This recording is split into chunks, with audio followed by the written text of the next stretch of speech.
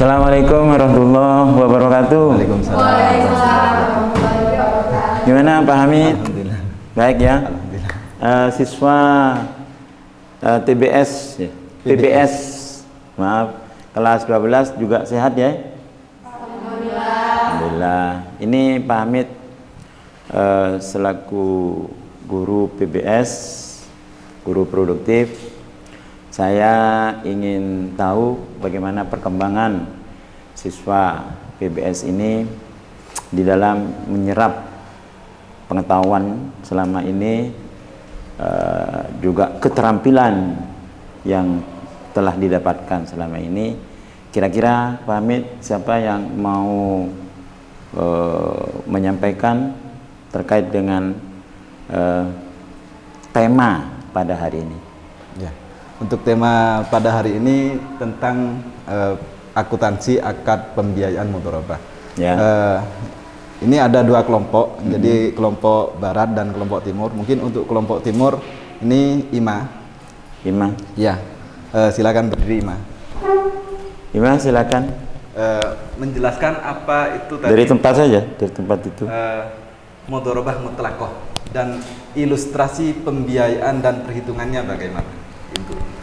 Akad mudharabah mutlaqah adalah akad kerjasama antara dua pihak di mana pemilik modalnya tidak membatasi jenis usaha yang akan dikelola oleh pengelola usaha. Jenis usaha tidak, Yang dimana pemilik modal tersebut tidak membatasi jenis usaha yang akan dikelola oleh pengelola usaha. ya, terus.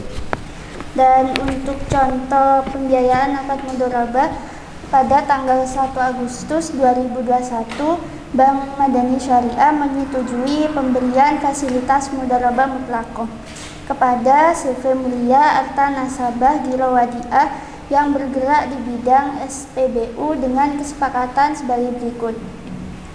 Plafonnya sejumlah 1.450.000.000, objek bagi hasil pendapatan atau gross profit sharing. Nisbahnya 70% untuk CV Mulia Arta dan 30%-nya untuk Bank Madani Syariah. Ya, sebentar. Ini contoh akad mudharabah ya. Tujuannya akad mudharabah itu adalah bagi hasil antara pemilik modal dan pengelola modal. Sebab begini Pak Hamid, saya misalkan datang ke Bank Madani Syariah mau pinjam uang. Pinjam uang 100 juta. Dari uang 100 juta itu saya akan kelola untuk pertanian misalkan, atau pengembangan perikanan, atau dagang toko kelontong ya, dan lain sebagainya. Mengenai apa saja uang saya gunakan untuk pengembangan kan terserah saya selaku peminjam, pengelola, selaku pengelola keuangan yang saya pinjam di Bank Madani Syariah kan gitu. Kalau ternyata saya mengelola uang hasil pinjaman tadi bangkrut, tidak jalan, bagaimana penyelesaiannya? Bisa?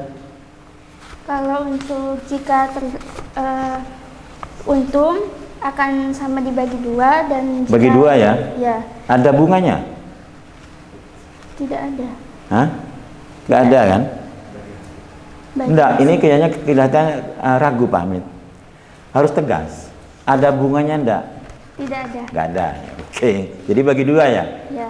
Jadi misalkan profit yang saya dapatkan dari uang 100 juta dapat profit setelah 1 bulan atau setelah 1 tahun. Setelah Pembagiannya itu 1 bulan. 1 bulan 1 tahun Pak? 1 bulan ya, per bulan ya. Tergantung, kalau pikiran saya Pak Hamid, tergantung akad.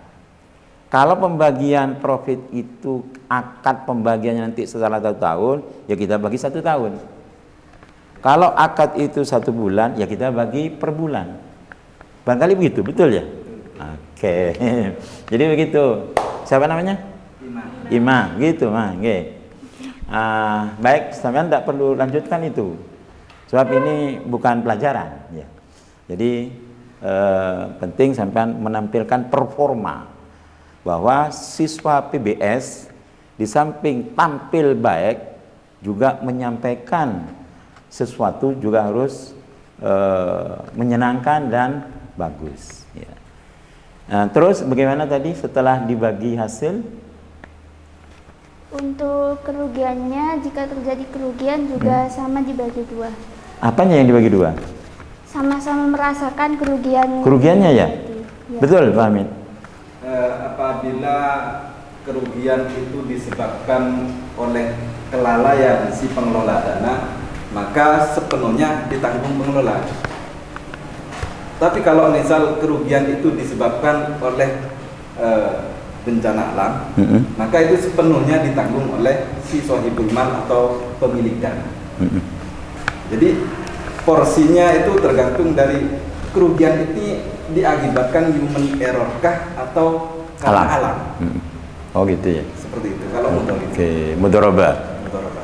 Oke, jadi tergantung apakah yang mengelola itu sembrono Ya. atau human error, maka sepenuhnya harus ditanggung oleh pengelola Dana atau dana. Kalau ternyata karena bencana alam, bagaimana itu? maka ditanggung oleh si sohibul mal atau pemilik dana. Pengelola? Pengelola itu tidak. Tidak ya? Ya, di akad mudharabah penjelasannya seperti itu. Oh gitu. Oke. Jadi bukan Pak Hamid. Kedua-duanya. Jadi pengelola dana juga punya tanggungan, apakah 50%-nya, apakah 40%-nya. Kemudian pihak pemilik modal selebihnya. Jadi kalau misalkan saya pengelola modal mendapatkan tanggungan untuk mengembalikan 40%-nya, pemilik modal ya terserah ya, terserah pemilik modal. Apa begitu? Gini, misal si pengelola dana ini sudah punya usaha bakso. Nah, sudah berjalan sekian tahun, kemudian ingin mengembangkan usahanya. Yeah. Nah, kemudian belum punya dana untuk pengembangan usahanya.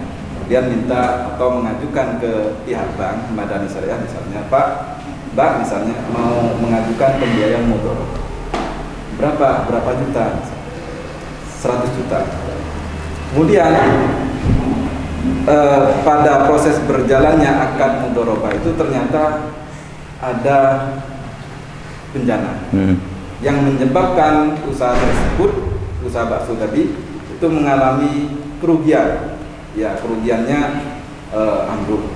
Semuanya misalnya rata. Maka yang ditanggung oleh bank itu sejumlah dana tadi yang diserahkan kepada pengelola. Misalnya 100 juta, 100 juta. Itu yang dimudharabah seperti itu. Yang selebihnya kan otomatis sebelum ada akad kerjasama itu usaha bakso ini sudah berjalan. Ya. Jadi hanya 100 juta itu. Ya. Jadi tergantung peristiwanya kalau begitu ya, akad mudharabah. Jadi kalau human error maka sepenuhnya ditanggung oleh pengelola. Baik, masih ada terkait dengan akad mudharabah? Enggak ada. Yang lain bisa nambah? Oh ya, silakan.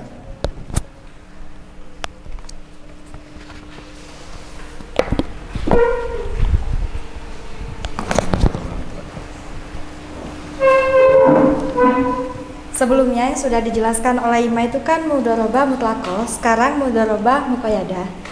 Di mana mudharabah ini adalah pemilik dana memberikan batasan kepada pengelola dana dalam hal dana, lokasi, cara dan objek investasi.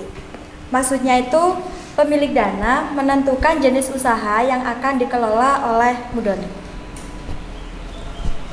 Ya apa? Coba kurang jelas.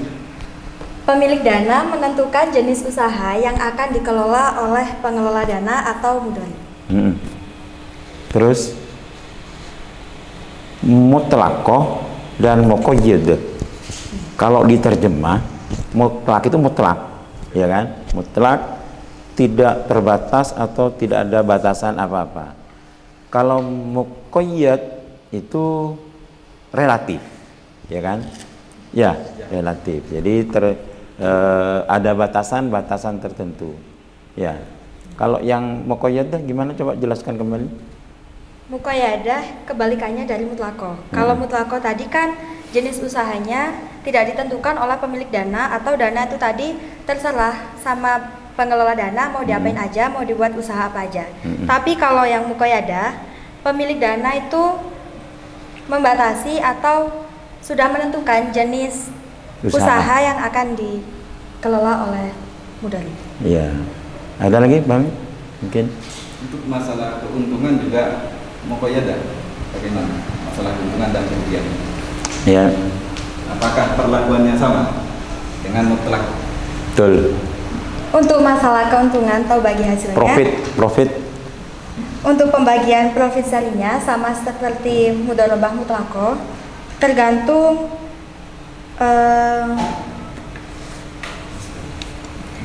nisbah bagi hasil. Nisbah Bagi bagi hasil. hasil. Apa itu? Kesepakatan pembagian margin di awal akad. Di awal akad. Akad. Ya, terus Misal di awal akad kesepakatannya terjadi 70% banding 30%, jadi nanti saat pembagian labanya dibagi untuk sohibul mal itu 70% dan untuk mudharibnya 30%. sohibnya berapa? 70%. 70%. Tergantung kesepakatan. Oh, iya. Boleh jadi 50-50. Oh, gitu ya. Jadi tergantung kesepakatan. Kalau sepakat 70% untuk banknya, yang 30% untuk sohibul malnya, untuk mudharibnya, ya berarti itu sudah menjadi ketentuan pembagian hasil. Ya, luar biasa ya kalau bank syariah. Jadi antara pemilik modal dan pengelola modal itu ditentukan oleh kesepakatan, ya, perjanjian awal. Beda dengan bank konvensional. Jadi kalau bank syariah diberlakukannya, perlakuannya seperti itu ya. Saling ridho. Ya, ridho biridho. Ridho biridho. Mungkin ada lagi yang lain. Jadi masalah kerugian itu juga ada dua hal kalau saya cermati tadi. Apakah itu persoalankannya human error? Sebab orang berdagang, berusaha, itu ya ada dua kemungkinan.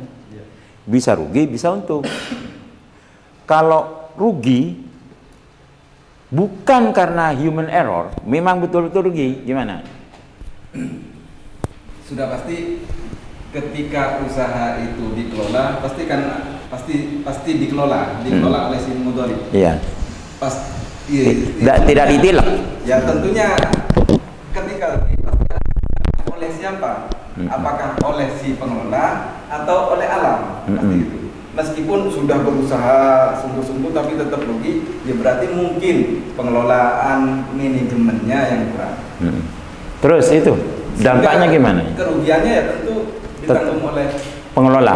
Iya, pengelola. Oleh pengelola ya. Jadi kalau pinjam uang di bank baik konvensional maupun yang syariah itu tidak boleh sembrono, kan begitu ya. Sebab begini Pak Amin, sekarang ini bank-bank baik konvensional maupun syariah itu menawarkan berbagai macam produk, ya kan? Bisa pinjam uang untuk akad nikah, untuk bangun rumah, ya, untuk konsumsi, untuk pendidikan pun juga ada, ya kan? Kalau pinjam uang kemudian hanya digunakan untuk jalan-jalan, belanja ke mall, ya ditanggung sendiri tentu saja akibatnya, ya. Jadi pada saatnya nanti kalian akan menemukan persoalan itu di lapangan, ya, kalau sudah terjun di lapangan. Nah, selama ini yang sudah pahami oleh siswa PBS SMK Al-Khazini, selain persoalan mudharabah, sebab kita tidak fokus pada mudharabah loh Pak Hamid. Apakah ada yang lain yang bisa anak-anak sampaikan? Ya, mungkin untuk selain mudharabah di produk-produk bank itu kan selain mudharabah ada murabahah. Jadi murabahah. Ya. Murabahah selain mudharabah itu kan untuk kerjasama produktif. Oh iya. Ya. Sementara kalau murabahah itu untuk konsumtif. Jadi sifatnya konsumtif. Konsumtif ya. Yang murabahah ya. Ya. Terus mungkin ada yang bisa jelaskan murabahah. silakan. Sudah sepanjang yang diketahui saja. Apa? Sebab begini. Hah? Ya. Kalau ternyata kalian tidak bisa menyampaikan, ya. Apa yang sudah diberikan oleh Pak Hamid, Bu Latifah, atau guru-guru yang lain, maka PBS bisa tanda tanya nih keberlangsungannya. Belajar atau enggak nih siswa? Ya Pak Hamid? Iya. Tentu saya tidak sepenuhnya menyalahkan Pak Hamid. Boleh jadi siswanya nggak belajar. Boleh jadi. Ya. Kok Ima saja? Yang lain kan banyak. Anggita. Apa itu akad murabahah? Silakan. Ya. Akad murabahah itu akad jual beli barang dengan menyatakan harga perolehan dan keuntungan yang disepakati oleh penjual dan pembeli. Terus?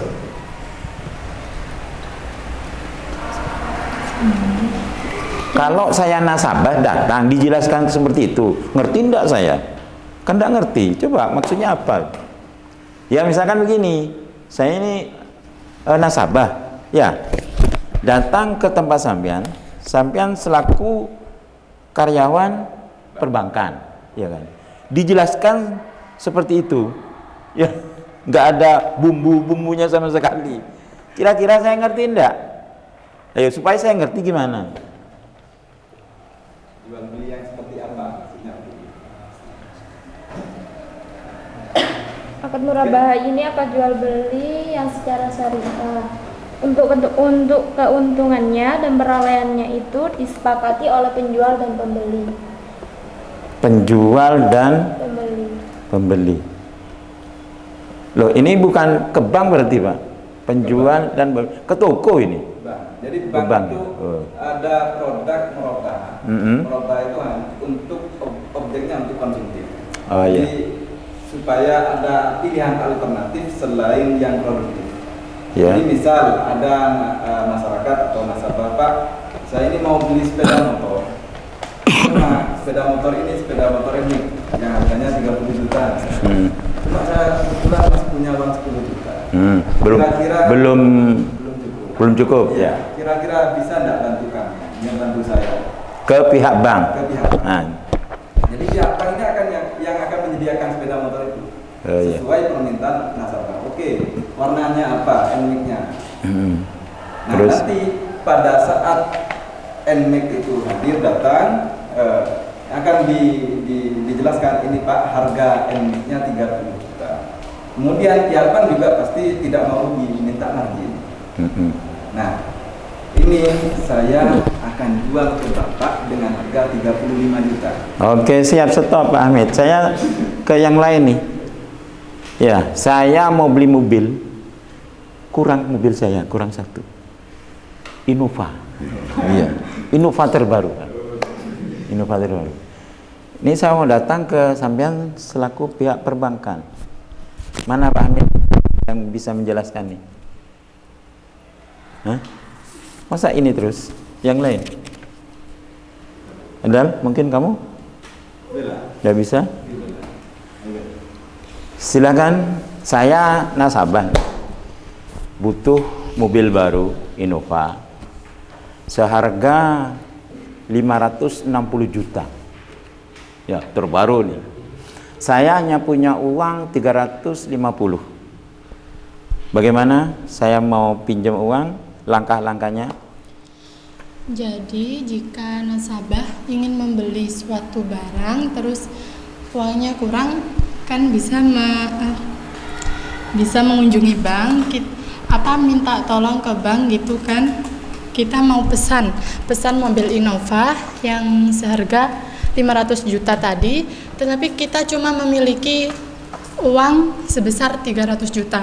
Nanti 200 jutanya itu akan dipinjami dulu oleh bank, terus bank membelikan mobil itu ke dealer. Nanti dealer akan mengirim mobil Innova tersebut ke bank, dan bank akan mengirimkan mobil Innova ke nasabah dengan melakukan akad. Akad apa itu? Akad murabahah. Akad murabahah ya.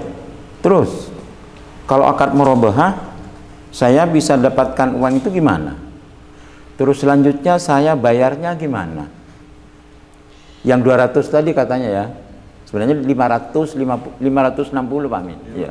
Kurang 60 tadi. Enggak apa-apa lah. Ya, latihan. Jadi 260 cara dapatnya gimana? Dan ketika saya harus ngeredit, Kredit Pak Hamid ya? Angangsur. Tiap bulannya bagaimana?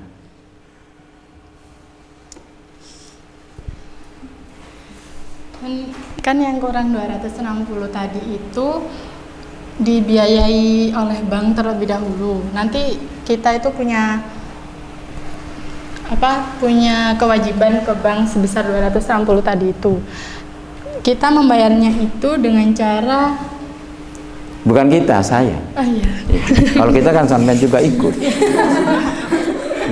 Saya ini nasabah mau pinjam uang karena beli mobil Innova yang seharga 560, saya punya uang 300, ya kan?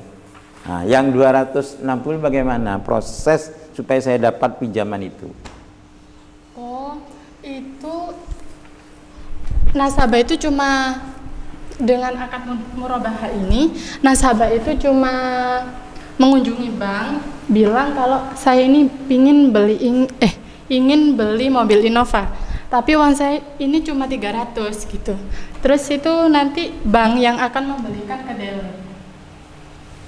Ya iya, ini kan seolah-olah sampean orang bank, ya kan? Ada di bank, ya. Maka langkah-langkah supaya saya dapatkan uang itu sejumlah 260, ya kan?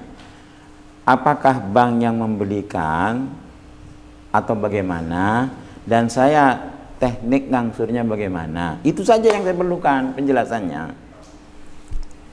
Yang membelikan ke dealer itu bank. Terus kita cuma saya cuma nunggu mobilnya datang.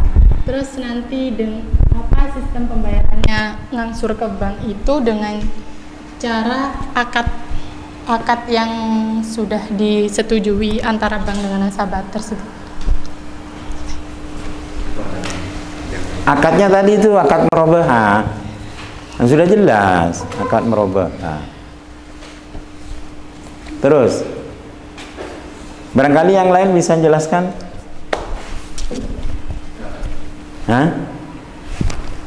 Sebab penting ya, ini perlu kalian belajar public relation namanya. Ya. Loh, bagaimana calon orang yang akan duduk di perbankan atau di koperasi dan lain sebagainya yang hubungannya dengan orang banyak, ya, apalagi yang digeluti uang. Kalau ternyata nasabah tanya, mana uangnya, saya mau pinjem nih, terus diem semua, uangnya kano, kasih tonyil ya.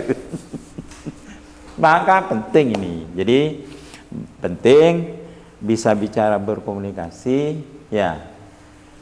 Supaya bisa berkomunikasi, tentu harus latihan dong. Latihan tiap hari. Kalau kalian tidak bisa latihan, minta bantuan ke guru-gurunya, Pak. Saya mau latihan, Bu, saya mau latihan berkomunikasi apa nih, supaya saya terbiasa.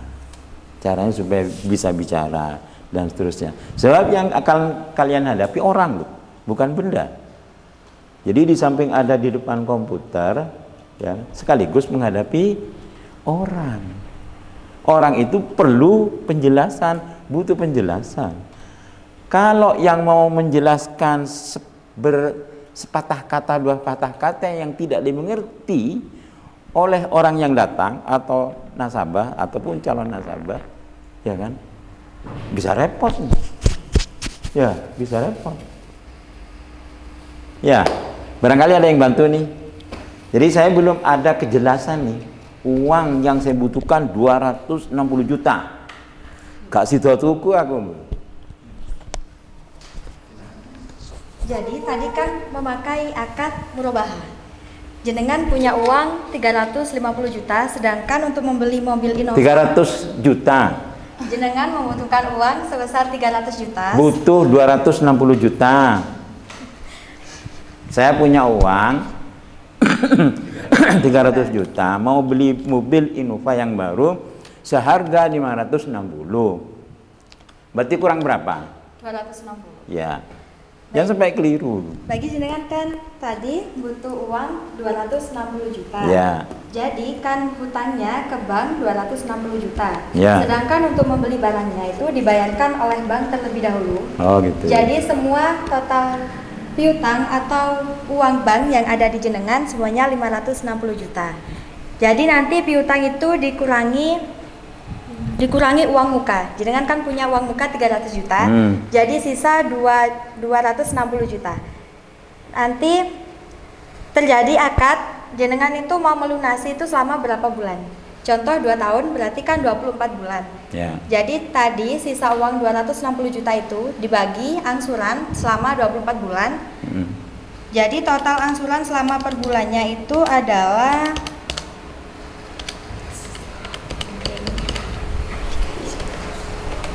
Jangan keliru ngeklik loh.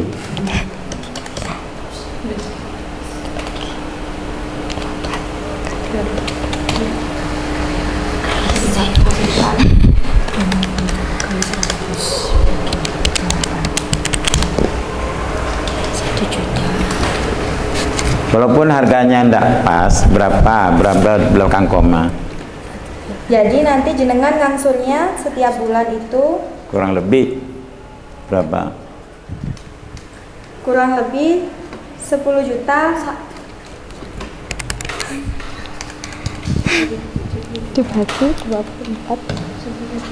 10 juta 833 Ya, terus 333 itu saya angsur tiap bulan ya, selama 24 bulan. bulan. Apa ada bunganya Pak Hamid? Untuk merubah itu nggak ada bunga, cuma istilahnya margin. Margin. Atau pihak bank ingin mendapatkan keuntungan dari mobil yang dijual tadi. Kalau di dealer harganya 560, maka nanti dijualnya ke Nasabah.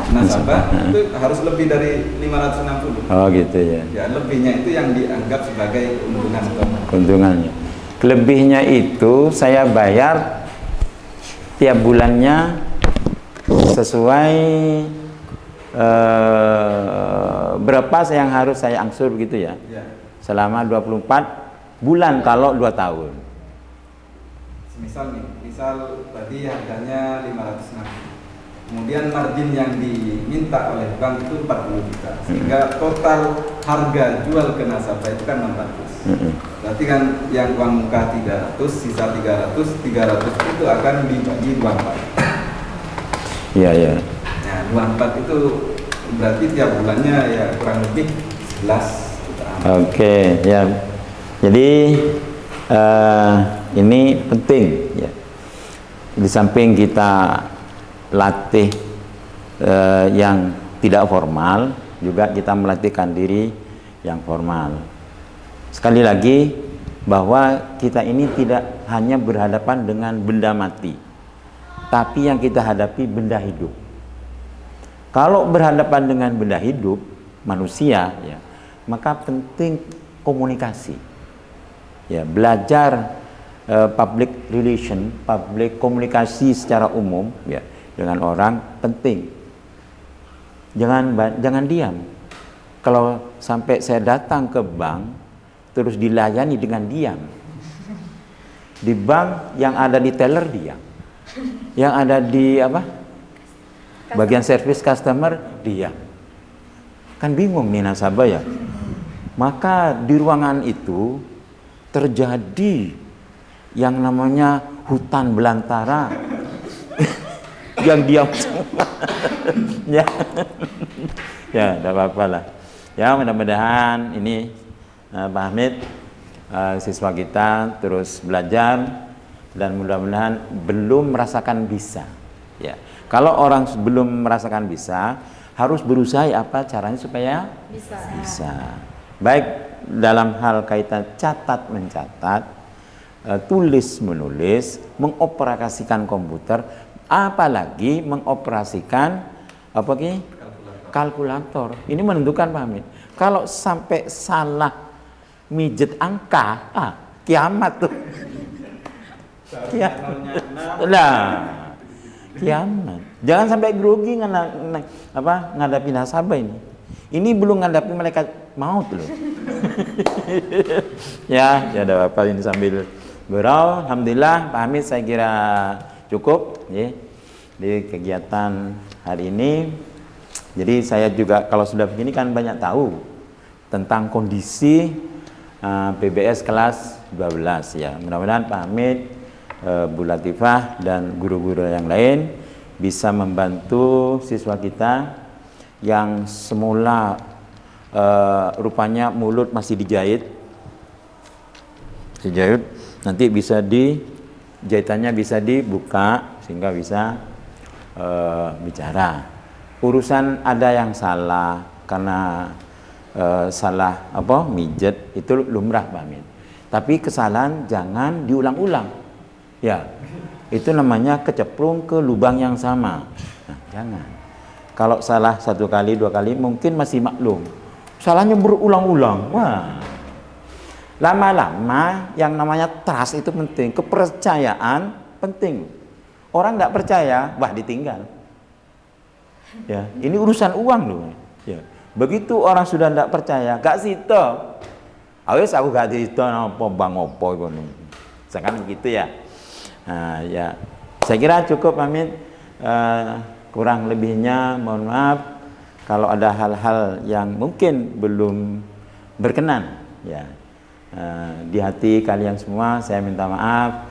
Akhirul kalam. Assalamualaikum warahmatullahi wabarakatuh. Waalaikumsalam.